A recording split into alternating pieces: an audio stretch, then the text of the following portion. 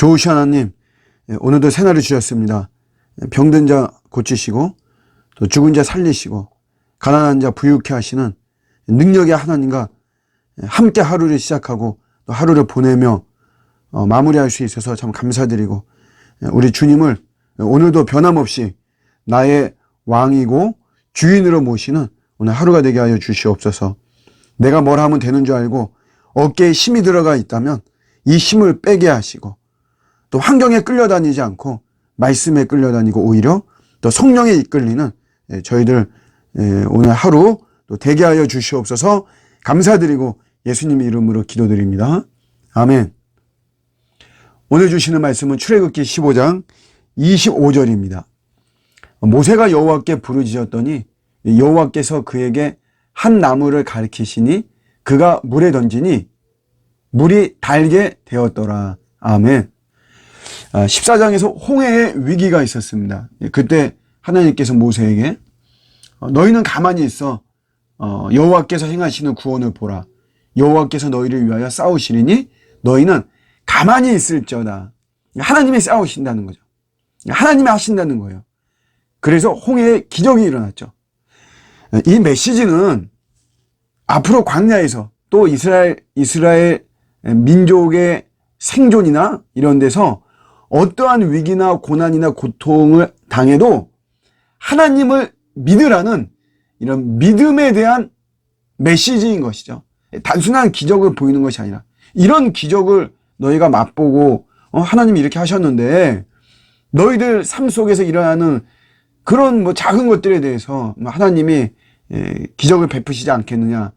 하나님을 믿어라. 믿음을 강조하는 거죠. 수르 광야에 도착을 했어요. 근데 물이 없습니다. 지금 홍해의 기적 이후에 3일 동안 하는데 물이 없어요. 마라에 도착했는데 물이 있습니다. 그런데 쓴 물이에요. 마시지 못합니다. 그럼 여기서 홍해의 기적에 베푸시는 그 하나님을 믿으면서 믿음의 역사를 구했어야 되는데 이스라엘 백성들이 원망했다는 것이에요. 그래서 모세가 이제 기도하죠. 그래서 하나님의 해결법이 뭐냐면 참 신기한 게 한 나무를 물에 던져라 이렇게 이야기하죠. 그래서 이 나무 때문에 말하자면 표면적으로는 그 쓴물이 단물로 변하죠. 그래서 이제 우리가 이 나무를 예수님의 십자가 나무 십자가잖아요. 그래서 십자가로 영해한다고 이렇게 영적인 해석, 영해하기도 하고, 이 나무가 예수님의 십자가를 예표하는 것이다. 쓴물이 단물 되는 것처럼 죽은 인생이 살아나는 인생으로 바뀌는, 이렇게 해서 해석하기도 하고, 또 어떤 사람들은 이 물의 과학적 성분을 조사하기도 하고 그렇습니다. 그런데 영적인 해석하는 거는 그렇게 보기도 해요. 긍정하는 분들도 있고 부정하는 분도 있고 그런데, 근데 표면적으로는 사실은 이 나무는 물과 아무 상관이 없는 거죠. 그러니까 하나님은 아무 상관이 없는 해결책을 제시하는 거고, 이거를 믿으라는 거죠. 그러니까 요구되는 거는 사실 믿음뿐이에요. 우리 구약 성경에 보면 하나님께서 상관없는 해결책을 내놓으시는 경우가 많습니다. 그리고 믿으라는 거예요. 상관이 있는 것이 아니고 상관이 없는 것입니다. 광야에서 먹을 것이 없고 계속 또 물이 없어요. 이스라엘 백성들이 불평하고 원망하죠. 하나님께서 불뱀을 보내서 진노하십니다. 그래서 이제 이들이 회개하고 기도하니까 또 해결책이 뭐냐면 노뱀을 만들어서 장대 그 꼭대기에 매달고 그거를 쳐다보면 산다는 것이에요. 노뱀은 사실은 이 불뱀에 물린 이거하고 이 치료와 상관이 없죠. 약을 바르든가 사실은 약을 바르고 그냥 기도해라 낫기를 사실 이래야 되는데, 그게 아니고 노뱀을 장대에 매달고 쳐다보면 산다는, 아무 상관이 없는 거예요. 그 대신 요구되는 거는 믿음이죠. 믿음입니다. 시리아의 나아만 장군이 피부병으로 인해서 요단강에 여러분 7번 들어갔다 나오죠. 요단강에 어떤 그런 질병을 치료하는 신비한 요소가 들어있느냐? 아무 상관없습니다. 아무 상관이 없는데 이건 나아만에게 그 믿음과 순종을 요구하는 거죠. 히스기야 임금도 마찬가지입니다. 죽을 병에 걸렸는데 나중에 결국 무화과 한 뭉치를 그 종기, 그 상처에다 이렇게 대라 그러죠. 사실 무화과가 그 열매가 무슨 치료 효과가 있겠어요? 그 죽을 병에 뭐 건강에 좋은 어떤 요소는 있을지 몰라도 죽을 병을 고치는 무슨 치료 효과 아무 상관이 없어요. 상관없는 해결책입니다. 그러나 믿는 거죠. 아, 하나님 하시구나. 믿는 거예요. 오늘 26절에 나는 너희를 치료하는 여호와니라. 하나님 이렇게 말씀하시죠. 여호와 라파. 이렇게. 근데 그 조건이 뭐냐면 치료하는 거에 대한 조건이 하나님 말씀에 순종하고 내가 보기에 의를 행하며 내 계명에 귀를 기울이며 내 모든 규례를 지키면 이렇게 나오죠.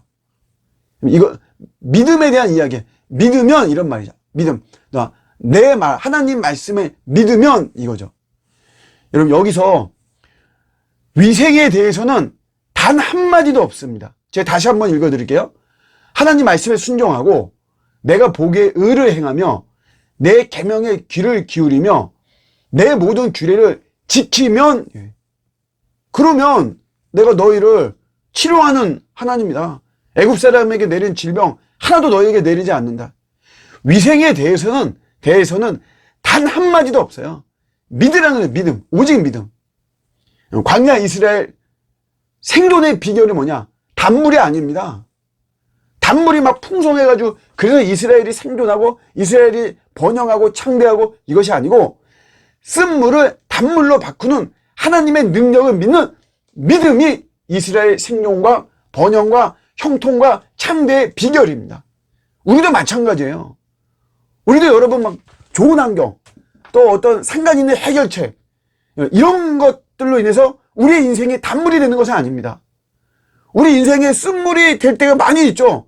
질병에 의한 쓴물, 재정이 없어서 나오는 그런 쓴물, 우리의 육체의 가시로 인해서 당하는 우리의 쓴물이 많이 있지만 그러나 그 쓴물을 단물로 바꾸시는 하나님의 능력을 믿는 믿음이 바로 우리 생존과 우리가 창대케 되고 우리가 하나님께 쓰임받고 하나님께 영광을 돌리고 하는 모든 거에 비결이 되는 것입니다. 그러니까 여러분 우리가 어떤 방법이나 도구나 수단이나 조건이나 막 이런데 막 마음 뺏기지 말고 그런 것들로 인해서 역사가 일어나는 것은 절대로 아닙니다. 광야의 길을 내시고 사막의 강을 내시는 하나님의 능력을 믿는 믿음에 의해서 역사가 일어나는 것이죠. 구원자 예수 그리스도를 믿으시기를 축복합니다. 세상적인 해결책에 기웃거리지 말고 예수를 나의 그리스도로 구원자로 믿을 때 내 삶 속에 오늘 하루도 풍성한 놀라운 역사가 일어날 줄로 믿습니다. 여러분 복된 하루 보내시기를 주님의 이름으로 축복합니다. 아멘.